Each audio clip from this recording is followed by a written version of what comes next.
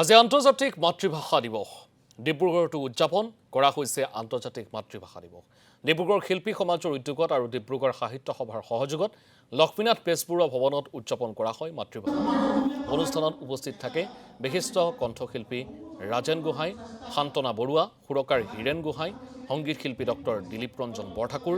গীতিকাৰ প্ৰশান্ত বৰদলৈকে ধৰি বহু কেইগৰাকী ব্যক্তি অনুষ্ঠানৰ সৈতে সংগতি ৰাখি মুকলি কৰা হয় ৰূপহী অসমৰ গান শীৰ্ষক এটি গীতটিৰ পৰিচালনা প্ৰবীণ সংগীতজ্ঞ হীৰেন গোহাঁই আৰু ৰাজেন গোহাঁই অনুষ্ঠানটি উদ্বোধন কৰে ডিব্ৰুগড় বিশ্ববিদ্যালয়ৰ অসমীয়া বিভাগৰ মুৰব্বী অধ্যাপক ডক্টৰ জয়ন্ত বৰাই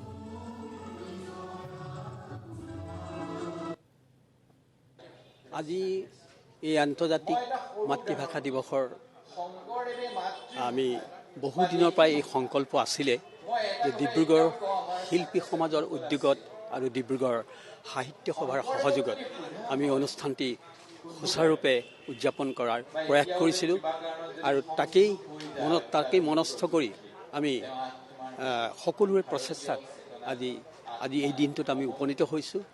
আৰু আন্তৰ্জাতিক মাতৃভাষা দিৱসটি আমি এই কাৰণেই উদযাপন কৰিবলৈ আগবাঢ়িছোঁ আগতেও আমি বহুবাৰ ভাবিছিলোঁ কিন্তু আমাৰ ভাৱবোৰ